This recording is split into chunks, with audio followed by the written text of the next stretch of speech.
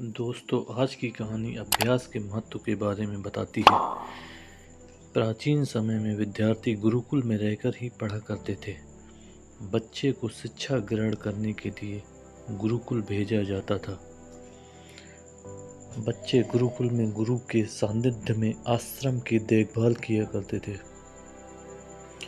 और अध्ययन भी किया करते थे। वरदराज को भी सभी की तरह गुरुकुल भेज दिया गया।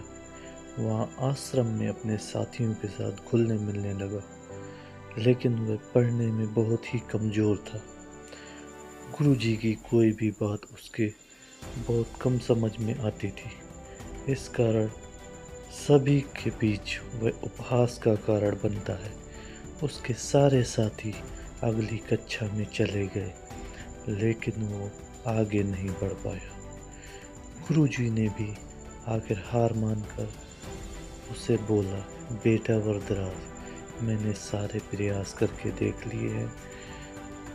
अब उचित यही होगा कि तुम यहाँ अपना समय बर्बाद मत करो, अपने घर चले जाओ और घर वालों की काम में मदद करो।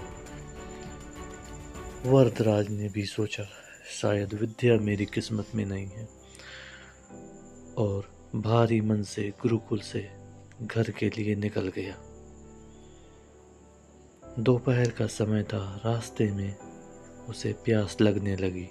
इधर उधर देखने पर उसने पाया कि थोड़ी दूर पर ही कुछ महिलाएं कुएं से पानी भर रही थीं। वह कुएं के पास गया। वहाँ पत्थरों पर रस्सी आने जाने से निशान बने हुए थे। तो उसने महिलाओं से पूछा, यह निशान आपने कैसे बनाए? तो एक महिला ने जवाब दिया, बेटे, यह निशान हमने नहीं बनाए। यह तो पानी खींचते समय इस कोमल रस्सी के बार बार आने जाने से ठोस पत्थर पर भी ऐसे निशान बन गए हैं। वरदराज सोच में पड़ गया। उसने विचार किया कि जब एक कोमल से रस्सी के बार बार आने जाने से एक ठोस पत्थर पर गहरे निशान बन सकते हैं, तो निरंतर अभ्यास से मैं विद्या ग्रहण क्यों नहीं कर सकता। वरदराज ढेर सारे उत्साह के साथ वापस गुरुकुल आया और अथक कड़ी मेहनत की। गुरुजी ने भी खुश होकर भरपूर सहयोग किया।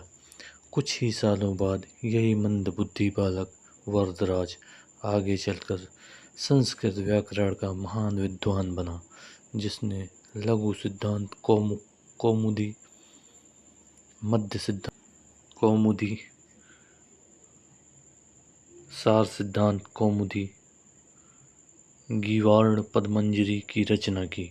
शिक्षा। दोस्तों, अभ्यास की शक्ति का तो कहना ही क्या है। यह आपके हर सपने को पूरा करेगी। अभ्यास बहुत ज़रूरी है, चाहे वो खेल में हो या पढ़ाई में हो या किसी और चीज़ में। बिना अभ्यास के आप सफल नहीं हो सकते हो। अगर आप बिना अभ्यास के केवल किस्मत के भरोसे बैठे रहोगे तो आखिर में आपको पछतावे के सिवा और कुछ हाथ नहीं लगेगा। इसलिए अभ्यास के साथ धैर्य, परिश्रम और लगन रखकर आप अपनी मंजिल को पाने के लिए जुट जाएं। Thank you. दोस्तों, ये कहानी आपको कैसी लगी कमेंट बॉक्स में ज़रूर